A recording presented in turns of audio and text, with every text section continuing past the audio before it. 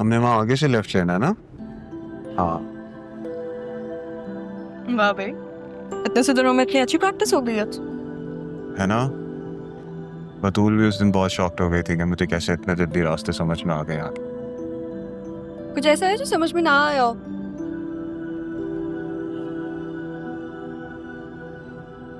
तो मैं क्या समझ नहीं आया मेरे बारे में? तुम एक कंप्लीट पजल की तरह हो। थोड़ा वक्त लगेगा तुम्हें समझने का।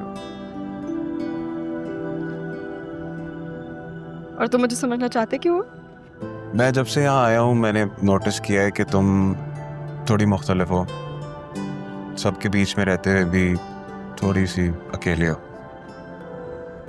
ऐसा बहुत कुछ है तुम्हारे अंदर जो तुम एक्सप्रेस करना चाहती हो लेकिन करते नहीं हो, है ना? और कोई ऐसा है भी जिसे तुम पसंद करते हो लेकिन तुम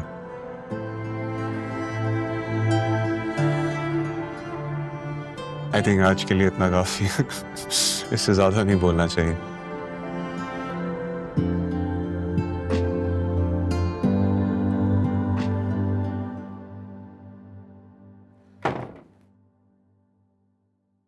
अरे वाह, आज इतना बन ठन के कहाँ जाने का इरादा है?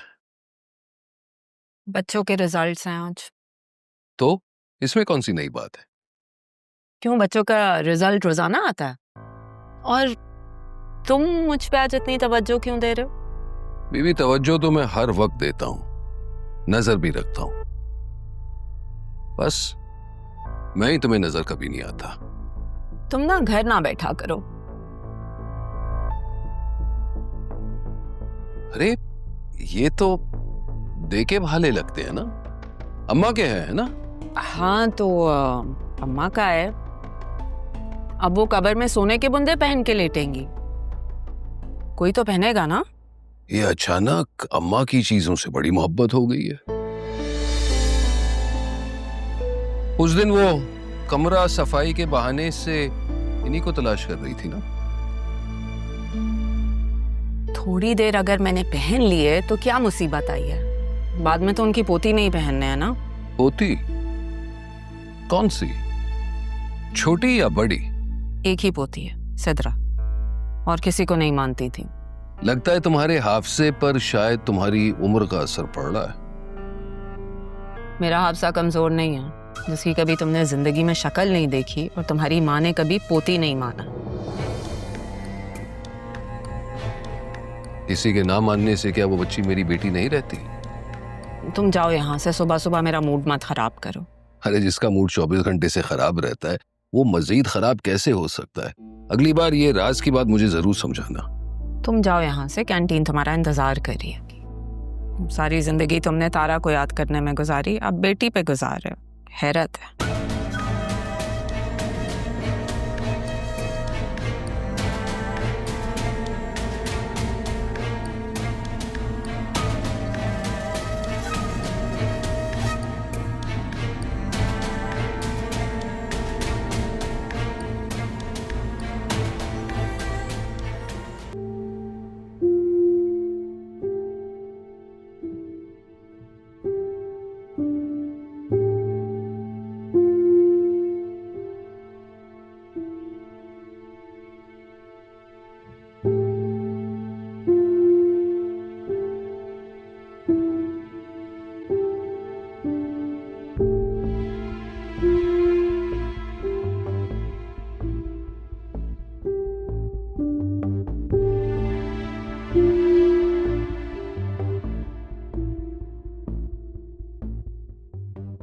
जन्नू और मेरी बात कितनी कम हुई है।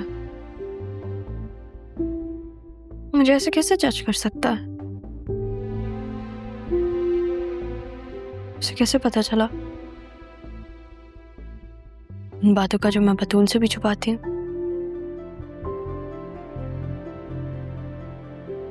मामी, कहीं मामी ने तो उसे नहीं बता दिया, इसलिए वो आज अरमान की बात भी छेड़ रही थी। अरमान से याद आया, पहुंच गया होगा वो।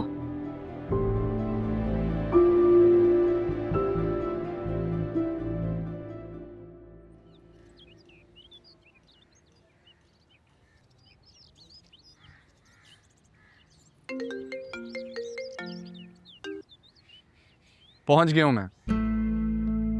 सवाल तो पूछने देते, पहले ही जवाब दे दिया। आपको और आपके सवालों को अच्छी तरह जानता हूँ राहा भी। अच्छा, तो अभी क्या कर रहे हो? बस कुछ देर पहले ही पहुंचा हूँ। थोड़ी देर में एक सेशन है, उसके लिए तैयार होने जा रहा हूँ। वाह भाई, पहुंचते ही काम शुरू कर दिया आपने मिस्टर असिस्टेंट कमिश्नर साहब। जी बिल्कुल। अच्छा, एक बात पूछूं? कहो। मिस कर रही हैं मुझे आप? हेलो, आवाज आ रही है? हाँ, मैं मिस कर रही थी। अच्छा, मतलब जो मैं महसूस कर रहा हूँ उसका एहसास आपको भी होने लगा? कुछ दिन में बहुत नहीं बदल गए तुम।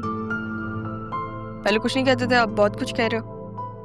चलो मैं बाद में बात करती हूँ तुमसे। हाँ, अरे राहा,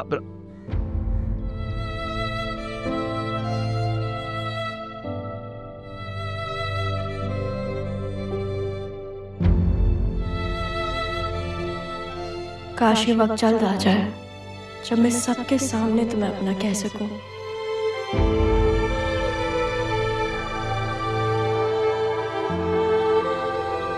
तुम्हें कैसे बताऊं राहा कि यहाँ आकर ही तो मुझे एहसास हुआ कि तुम्हारे बगैर मैं ज्यादा देर अकेला नहीं रह सकता। कभी ये सेशन खत्म हो, मैं उड़कर तुम्हारे पास आ जाऊं और तुम्हें सबके सामने तुमसे ही मांगूं।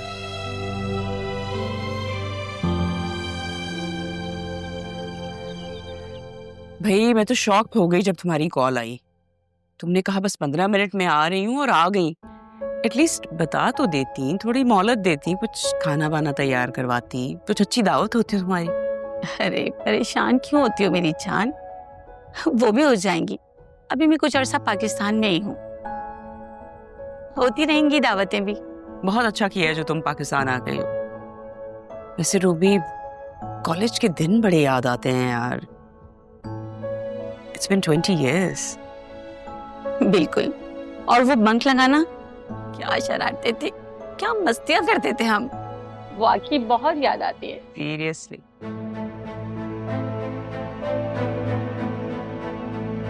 अस्सलाम वालेकुम। वालेकुम अस्सलाम। ये कौन है? ये सितारा है और इनका आजकल काम है हमारे ससुर के इर्द गिर्द गर्दिश करना। मैं समझी नहीं। अरे भाई, केयर टेकर है उनकी, घर के काम शाम भी कर लेती है। ये तुम छोड़ दो, जाओ, मैं खुद ही सर्व कर लूंगी। आसिया, तुमने तो मुलाजमा भी इतनी खूबसूरत रखी हुई है। अरे भाई, मैं तो तुम्हारी जगह होती ना कभी भी न रखती। भाई हस्बैंड ने मेरे तो उसको अपनी बहन बनाया है, और ससुर,